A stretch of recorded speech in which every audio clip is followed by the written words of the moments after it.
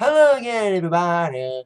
Zacatech is here with my review of the 74th annual Golden Globe Awards that happened, of course, on January the 8th, 2017 in LA. The first award show of the year. Yes, indeed. I will tell you about the, of course, the winners, who won. Some of them are subtitled about who dominated the awards in movies and TV. And, no matter what side are you on, there's a certain portion of the country that still feel a little butthurt over the upcoming presidency of a certain orange-skinned Mr. Trump. And we're over a lot of Trump references tonight, including one little political speech, which I will get to. During my Zack Attack Awards, for anyone that's watched any of my reviews of award shows in the past, or if you're new to my award show reviews, I have my own little Zack Attack Award, but certain things that happen during the evening. So before we get to those, let's of course get to the real awards first. Of course, in the television, the big winners, it seems like the Golden Globes, sometimes in movies, they kind of take after, like the people that win at Golden Globes usually win at the Oscars.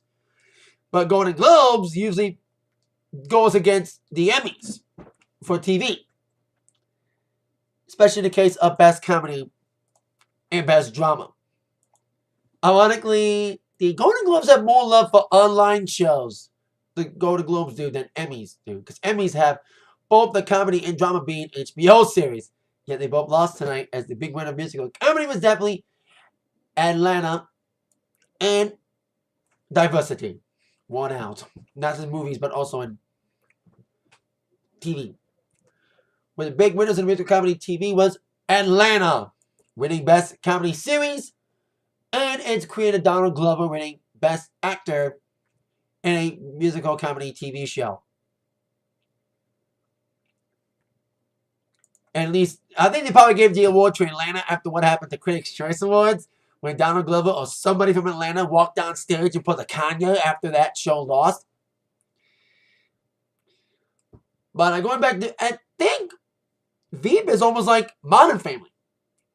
You know, like when the years when Modern Family won, they won 5 years in a row at the Emmys. But their record during that streak at Golden Globes was 1-4. Same with Veep. They won the Emmy for Best Comedy 2 years in a row. And yet, at the Golden Globes, for the last 2 years, they're 0-2.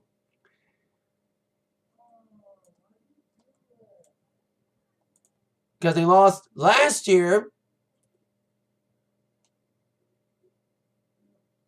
to Amazon comedy. Now they lose to an FX comedy. I think FX, because I only watches TV is like reality shows, and Modern is like the only scripted show I watch, and everything I watch is sports and MMA.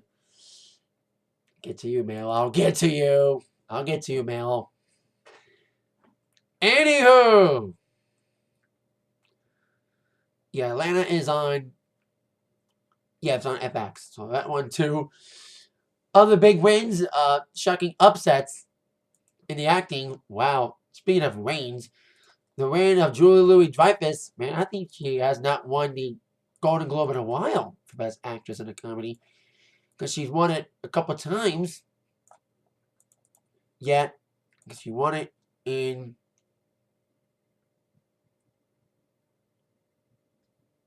Yeah, I don't think she won it... Because let's see, when was the last time she won Best Actress in a Comedy? That was like 2013. 2013 was the last time she won. In the last 3 or 4 years, she's lost to, Amy Poehler. She lost to Gina Rodriguez for Jane the Virgin. She lost last year to Rachel Bloom. She lost to 2 CW shows in a row for Best Actress in a TV musical comedy.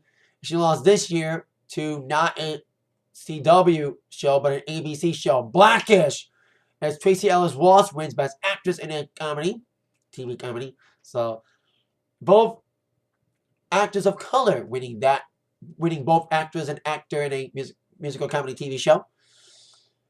Then we also have the drama.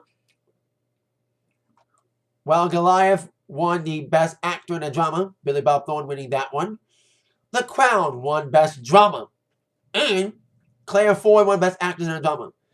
This is the third year in a row that an online TV show has won either or Best Drama or Best Comedy. You know, Transparent and Mozart and the Jungle from Amazon won 2 years, the last 2 years of Best Comedy. And this year, Netflix wins out for Best TV Show, Drama. In the miniseries categories, The Night Ranger was the big winner, winning Best Actor in a miniseries of TV film for Tom Hiddleston, Hugh Laurie winning Best Supporting Actor, and Olivia Colman winning for Best Supporting Actress, beating out The People vs. O.J. Simpson, which had the last laugh, winning Best Actress in a miniseries of TV movie for Sarah Paulson. Like, she won at the Emmys, and People vs. O.J. Simpson won out for Best Miniseries or TV Movie. So they had the most nominations, with Night Manager winning. You know, they got 5 and 4. Out of the 4, Night Ranger won 3. 3 out of 4 ain't bad. Well, O.J. Simpson won 2 out of the 5 nominations. But speaking of nominations and sweeping, in the movie, especially in the musical comedy, big sweep for La La Land, the undeniable favorite for this award show, and might be a favorite for the Oscars, to become the first musical to win Best Picture at the Oscars since Chicago. Won in all 7 of their categories, winning Best Screenplay, Best Director, Best Score, Best Song, Best Actress, Musical Comedy for Emma Stone, Best Actor Musical Comedy in The Battle of the Lions. Ryan Gosling won out, beating Ryan Reynolds for Deadpool, and winning Best Musical Comedy Film. So clean sweep for La La Land in that category, in those categories. Also winning big, 2 wins for Elle, the French foreign film, winning Best Foreign Film and winning Best Actress in a Drama for Isabella Hubert. And we also have Best Supporting Actor. Musical comedy film was Aaron Taylor Johnson for Nocturnal Animals. And Viola Davis winning for Fences, a movie that should have been nominated for, I think, one of the biggest snubs in the Best Drama Film was Fences. I think that was directed by Denzel, I think? Yeah, it was directed by Denzel. The film, no Denzel was nominated, but Viola was nominated for that performance in that certain film. In Manchester by the Sea, considered a big film, did win out for Best Actor in a Drama, Casey Affleck, but Best Drama Film went to Moonlight with Janelle Monáe. Oh yeah, Best Animated Film went to Zootopia. So big night for La La Land. And also interesting night for Moonlight. But the biggest winner overall in films was definitely La La Land. Now, on with the Zacatec Awards. First off the bat, let's get to the elephant in the room. No political pun intended. The butthurt reactions to Trump. Now, there's a certain amount of people that do not agree with the political views of Donald Trump. You know what I mean? Everyone's got an opinion. Everyone has a voice. You know, this is America. Everyone has the freedom to think what they think. Even if sometimes people think from watching TV a lot and believe what TV has to say about Trump, because sometimes there's a lot of venues that say that what the media says about Trump isn't true. And heck, Trump's making jobs. You know what I mean? He's getting jobs back in America, especially here in Michigan, getting jobs at Ford from denying Ford, saying that they will not build a factory in Mexico. He's getting shit done. But by Ford saying, no Mexico factory, we're going to put our money into our factories in Michigan. But there's a few people that still feel like Trump's not qualified and is still up. Like, I can tell, like, that section of people, whether you agree with the political views or not, you know, like, I know how you people feel about Trump, but guess what? You know, you may feel upset about it, but guess what? Get over it. It's reality. In 12 days, it's going to happen. Trump's going to be president. You can't do nothing about it now. Unless someone tries to kill him. Probably CIA. Anyway, so let him butthurt Trump haters, a lot of Hillary supporters, mention Trump often and early, especially in our host who wins the award for We Miss Amy and Tina, Jimmy Fallon. Now, Jimmy gets a trifecta. He hosted the Emmys, he's hosted the VMAs, he's hosted the MTV Movie Awards, and he gets to host the Golden Globes. Big achievement for him. But guess what? We have a lot of butthurt people. More butthurt than the WWE fans who still want CM Punk back and chant his name at every venue sometimes. Now Trump references early in the opening monologue, which, at least the opening segment, the La La Land parody was better than the opening monologue. Saying that the Golden Globes, with a popular vote, still counts. And make it a Game of Thrones reference, but what if King Joffrey had lived? Where in 12 days, we're about to find out. And of course, Meryl Streep, the woman of the evening in the Democrats' eyes. Now I'll get to her and my views on that speech, which I do not agree with. Said about her movie Florence Foster Jenkins, about a bad opera singer. Even she did not accept an invitation to Trump's inauguration. Listen, I know you're upset. I know that section of people feel kind of butthurt about Trump going in. You know what I mean? But listen, we want to go to an award show. We watch award shows. We watch entertainment to escape. We watch TV movies to escape. Not to hear about political views. It's like the election never ended. They still drag on and on about it. Make jokes about it. Even saying that the votes were counted by Putin. But the Russian hacks. Because I'm not a big political guy, but my dad keeps me up to date on that. And he believes that Russia did nothing. Because he listened to some other news outlets that people try to shut down. And on to the award for most unnecessary political speech. Meryl Streep. Entertainers have an opinion. This is America. What some say it's America. That we all have an opinion. We all have the freedom of expression, the freedom of speech. Because else we have the freedom of choice. We choose what we like. We choose what we like to watch. And Miss Streep, some people may agree with your speech, but guess what? I and many others do not agree with what you said tonight. You talk about, Trump being, you didn't mention him by name in your speech. No wonder your voice was hot, because your voice was so hoarse because you were so butthurt by Trump going in your Hillary supporter, saying that, this bully, this instinct to emulate when it's modeled by someone powerful, it filters down into everybody's life. Violence incites violence. Hatred incites hatred. You talk about all these big bullies. Bullying is bad. And this powerful figure, our president is a bully. Blah blah blah blah blah. Yet you speak against bullying. Yet you bullied half the fucking nation tonight. Talking about the Hollywood Foreign Press. That's what Hugh Lloyd made a reference about. Hollywood Foreign and Press. 3 things that Donald Trump is against. You know what I mean? And Hugh Lloyd said this might be the last Golden Globes ever.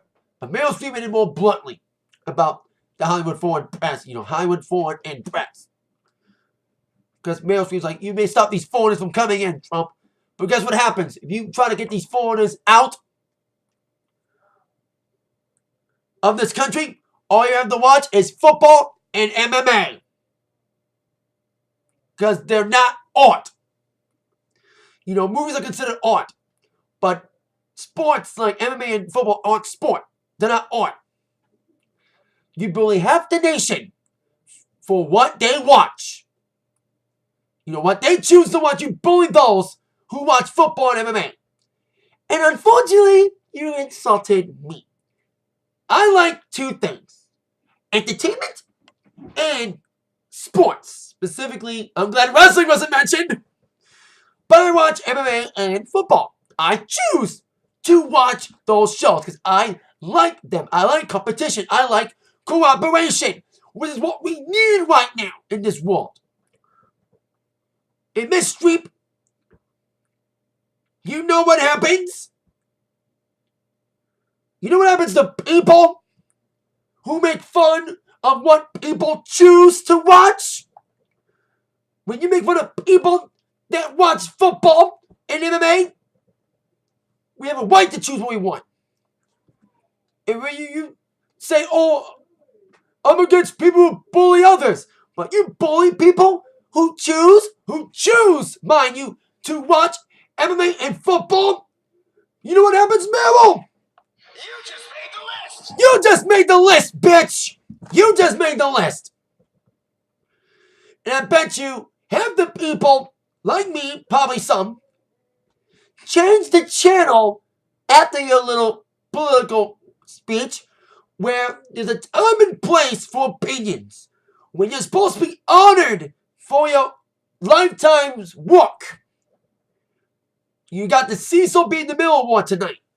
When you got an award for your art, that's not the time and the place to express your political views. And you probably caused the Golden Globes to experience a bigger third-hour viewer decrease than the third hour of Monday Night Raw. So looking so hard on that joke, especially my wrestling fans who do watch this entertainment stuff too. You know, we have the right to choose what we like to watch. And when you make fun of the things that we choose to watch, you little Hillary supporting bitch. So political jokes out of the way. Let's get to the other Zack Attack Awards, shall we? Now, I like Fallon. I was going to hear him. Like he wins the award for best opening segment. That was better than the opening monologue. Was the opening segment of the Golden Globes, which was a La La Land parody. It parodied some scenes in the movie. You know, I like that. Very fun. That's what we need now. Fun. That's what we need. That's why we watch award shows and movies. To escape. To forget about politics. Forget about the world for 3 hours. And we see that great musical monologue. Great musical segment. And then we hear a lot of Trump references throughout the evening. A lot of buttered Hollywood people. Who can, they have an opinion. But guess what? This ain't the time and place to express it. That means you, Mel. You're the only one that really expressed political views in your speech tonight. Everybody else is safe. And going back to Fallon, he wins the award for, best improv for the monologue, teleprompter not working in the first half. And he did have a great Mariah joke. Making speed of things. Saying that people know that my speech wasn't corrupted by the Dick Clark Productions, because Dick Clark Productions produces the Golden Globe, like they produced the Walking New Year's Eve. Of course, we know about the Mariah Carey situation. Like, that was the only funny joke Jimmy Fallon had. He had a couple of chuckles in his opening monologue, minus the Trump jokes, but we miss Amy and Tina still. Ricky Gervais was tolerable last year. He was tolerable as a host. Better than usual, but still. Since a lot of people are butthurt and don't want to make people laugh right now, that's what they need to care about. Making people laugh. Being funny. I hope James Corden is funny at the Grammys. Some people, like I said, there's a section of people who are disappointed about Trump going in. But being disappointed does not mean you can be lazy on making people want to laugh. We want an escape. We want to laugh. We want to have fun. And you didn't make us have fun in that opening monologue. Great Chris Rock impersonators, but like I said, only a few chuckles in your monologue. And best presenter, who should be a host one day, if she doesn't talk any political and host stuff too, Amy Schumer. Now, I may disagree or agree with people's opinions. I still like their work. I don't hold grudges against, I don't say I don't like a certain person because of a political view. Besides Meryl Streep. He's the only exception, because it's like, come on, Meryl. You bully people for watching football and MMA. We choose to watch that because we like it. But Amy Schumer didn't like Trump supporters. But guess what? I still like Miss Schumer, in her body of work. I don't like her political views, but that doesn't mean I'm not going to like her stuff. But her presentation with Gordon Helm was funny. More funny than Jimmy Fallon anything. I'd rather see her host a show and have no political jokes in that. Stay away from political stuff. I'd rather see her host a show than Jimmy Fallon, because Jimmy Fallon, I've seen better from Fallon. But he wasn't trying. He was trying to still be butthurt over the Trump thing, which most of Hollywood still want. Best funny death Biff Diss was Billy Bob Thornton's speech was decently funny, making fun of a person that was in his category being Bob Odenkirk from Better Call Saul, saying that we feuded for years. That's kind of like a little funny diss tiff. It was a joke, but guess what? It was a funny one. Funny little tiff joke. It was a great moment diss. The only other good thing about Jimmy Fallon hosting was the DJ. The guest DJ was from The Roots, Questlove, which leads to best DJ impersonation. One moment during the show, Questlove was replaced for a scene by Louis-Dreyfus with the headphones and even a homage to Questlove wearing the little hair thing on her head like Questlove does, even though she didn't have the afro like he does. Gray hair. And trying to impersonate DJ. That was kind of funny. There's a few little chuckles. But we want to escape. We wish we had more funny things, especially in Jimmy Fallon's speech. His monologue. Great impersonations, but he needs to tell better jokes. I know James Corden will kick ass at the Grammys, especially because he's British. Speaking of British, a British man won this award. Worst avoids handshake, Hugh Laurie. It was just me, or when he was getting his award, someone had his hand out to shake Hugh's hand when he won Best Supporting Actor in a mini-series or TV film. Someone tried to shake his hand, but Hugh Laurie ignored him. So, that's a little weird there. And I think that might have happened. If he didn't avoid his handshake, tell me, but I think he did. Weird, but best. And jokes. Sofia Vergara talking about Miss Golden Globe, who were the daughters of Sylvester Stallone, saying we have an anus or anal tradition. Kind of weird, but hey, they're cheap. We'll take any cheap jokes we can get. Especially if Fallon wasn't delivering any.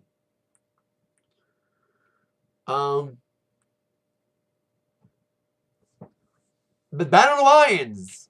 We had Ryan Gosling winning out against Ryan Reynolds. There's a little Ryan reference. Ryan Gosling's like, Ryan Reynolds, I'm mistaken for you. So sorry I gotta take this from you. Little rub. One Ryan rubbing another. Little rub there. Funniest presenters were Steve Carell and Kristen Wiig when they were presenting Best Animated Picture. Well, he has it in here. Max's girlfriend, Ian Keenan. They are, of course, in a future animated film, Despicable Me 3, which my cousin will probably see because she's a Minions fan. They were talking about their first experiences watching the first animated film, which would end up being dramatic and funny, the way they were telling it. Steve Carell's like, my first animated film was Fantasia. And I was like, my parents divorced. And then Kristen Wiig's like, my first animated film was Bambi. Not only was it because it was Bambi's mom, but added the fact that it was the day my dog got put down and my grandparent died or whatever. It was like kind of a weird, sadistic dog comedy, but we can take any laugh we can get, in that. We want to escape. Escapism. I love entertainment, but it's like self-support when these political views are getting in the way. I like actors for what they do, but what they say and what they feel in political, sometimes I don't agree with them. But let's wear the world. Best delayed reaction was the crew and cast of Elle when they won Best Foreign Film. Probably because they're French, they don't speak a lot of English.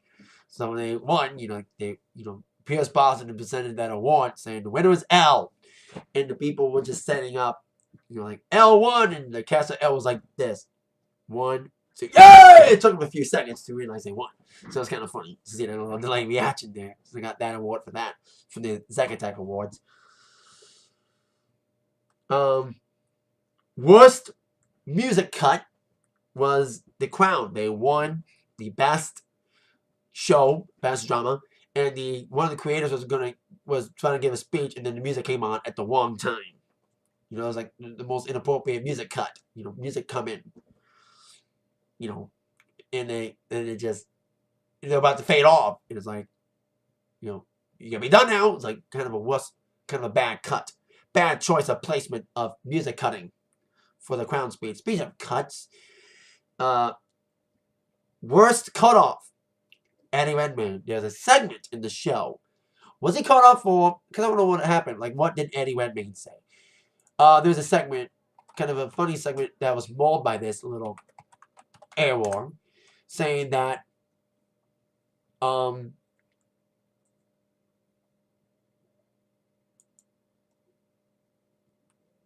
about their first jobs. Like, I worked as a governor, a plumber, or a thing.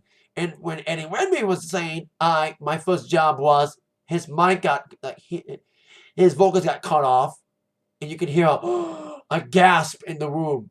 Was it a purposeful cut? Was it a technical flaw? Did he say something bad that was cut that caused the gasp? Who knows what happened of why he got cut from that speech. I think that was him that was in that speech. That was in that segment. So look at Eddie Redmayne. Like, somebody got cut in that.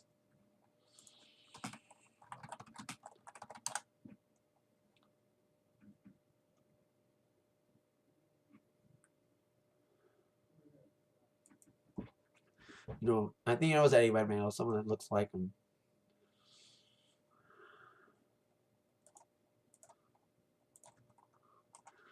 That was like a bad cut. So I wonder what did he say.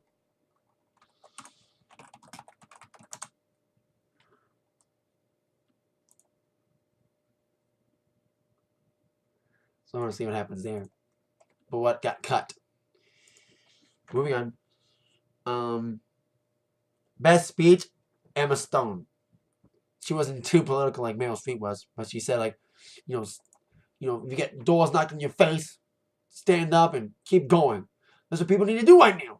You know, people that are still kind of butthurt by Trump going in and still feel upset about it, move on. It's going to happen. You know, just live your life. Live what you want. You know, don't express opinions down people's throats. Just move on and say, hey, I'm going to live my life no matter who the president is. I'm not going to just sit around in my little box and make fun of it all day long. I'm going to live my life and be happy. You know, make myself happy. So that's kind of what her speech was for her winning Best Actress. I saw in Birdman. She was great in that film. And Michael Keaton was in it tonight. That was a little, there's a few things you did that was funny. Like when he was introducing Michael Keaton was funny, but not a lot was funny. So there you go with that. That's some of my thoughts on the Golden Globes tonight. So let's hope Grammys can be a little more escapeful. But sometimes the Grammys can be as much political as the Golden Globes are. You know, shoving messages down your throat. Because remember that there was that 1 year where like almost every song was political. Like every song had like a message in it. You know, we like messages. We like, you know, views. But there's a time and place to express those opinions. And like it seemed like every song in the Grammys that one, I think it was like 2013, like every song was sad and depressing. Or was it 2014? It's like that 1 year was like every song in the Grammys was sad and depressing. And like, oh, make me cry! I hated that year. And I hope they're not like that this year. Especially the way people are brought up about Trump going in. And with James Corden hosting, I hope there's a corporate karaoke segment. Like he did at the Tonys. So, thank you for watching this review. You know, this is my opinion on things. And with that in mind, you've all been attacked by the review and opinion from Zach. Thank you so much. See you later. Bye-bye.